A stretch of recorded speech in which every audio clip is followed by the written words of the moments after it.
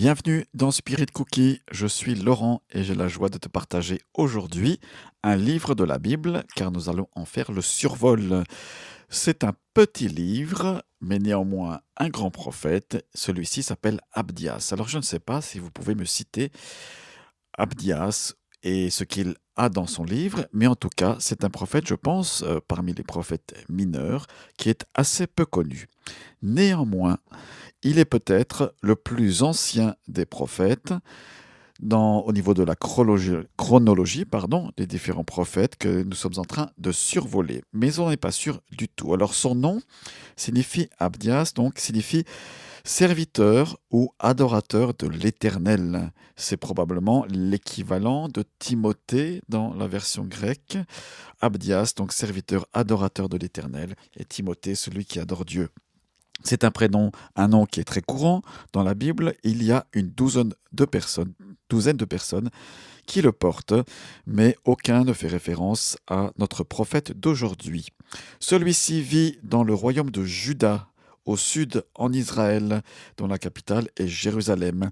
Peut-être fait-il partie des prophètes de ceux qui servent au temple de Jérusalem quand celui-ci était encore debout. Abdias est le prophète le plus difficile à situer dans le temps, nous dit Gleason Archer, un théologien.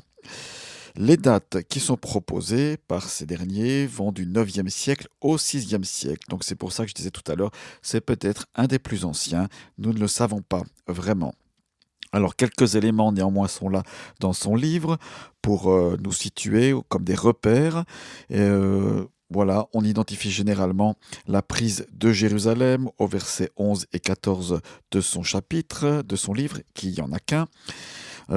Peut-être son livre s'est-il vécu la prophétie au temps de Joram, le prophète, qui à ce moment-là, ça serait vers le 9e siècle avant Jésus-Christ, ou d'Ahaz, mais nous ne savons pas trop.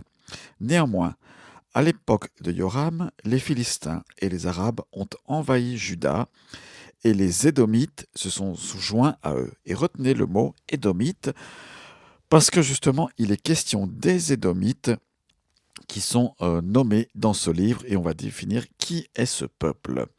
Abdias a prophétisé en Juda, nous l'avons dit, contre le peuple édomite. C'est un peuple qui est installé dans la région montagneuse de Séhir, au sud de la mer Morte. Si vous avez une carte d'Israël, la mer Morte existe toujours. Au sud, vous avez les montagnes, la région montagneuse de Séhir. Pourquoi avons-nous ce livre Abdias et ces quelques versets? Les Édomites, justement, ils sont des descendants de Ésaü. Rappelez-vous les jumeaux Jacob et Ésaü. Jacob fait partie des patriarches.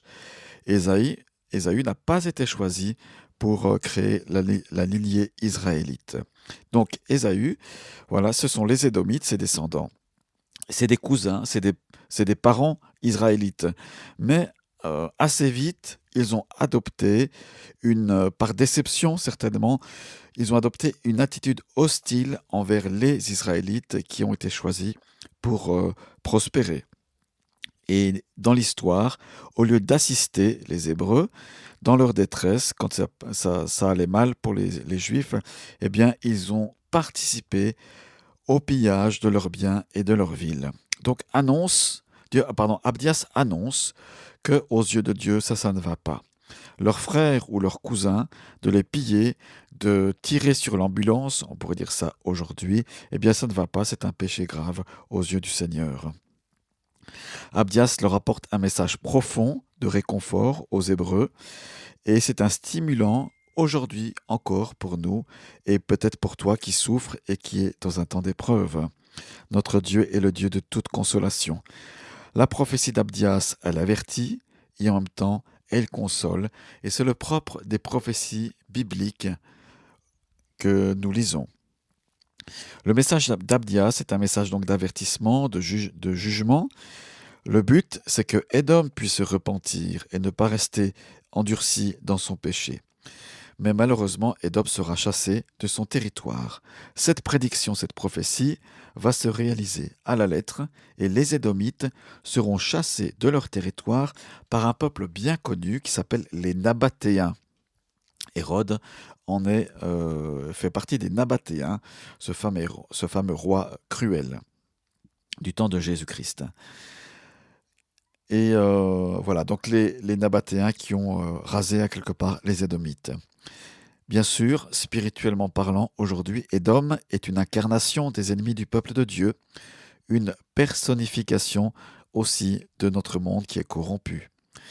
On peut mettre en parallèle l'Apocalypse du Nouveau Testament et Abdias. Bien sûr, l'Apocalypse est beaucoup plus longue en tant que livre, mais néanmoins, le thème est similaire.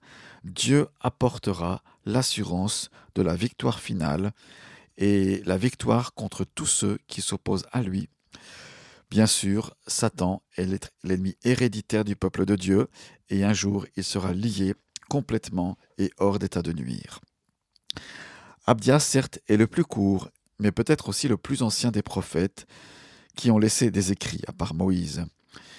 Moïse, bien sûr, dont nous avons parlé largement au début de ce podcast. Les 3 aspects de toute bonne prophétie est là, dans son livre, prédiction d'événements futurs, justification de l'action de Dieu s'il n'y a pas changement dans le peuple de Dieu, et pour tous ceux qui obéissent au Seigneur, promesse d'un avenir lumineux, ceux qui espèrent en lui. Alors, cher auditeur, j'espère que tu fais partie de ceux qui espèrent en Dieu et qui cherchent auprès de Dieu ton refuge, un refuge et un secours favorable. Voilà pour le message d'Abdias. Tu peux télécharger directement en allant sur spiritcookie.org et en cliquant sur Abdias, un verset biblique illustré par mes soins qui te permettra de l'apprendre par cœur. Et aujourd'hui, c'est Abdias chapitre 1, verset 17, qui nous montre la faveur de Dieu. Voilà, bonne lecture, merci de m'avoir écouté. N'hésite pas à mettre un commentaire, à évaluer ce podcast et à partager. Ciao, ciao, à bientôt, je prie pour toi et que le Seigneur te bénisse abondamment. Ciao, ciao.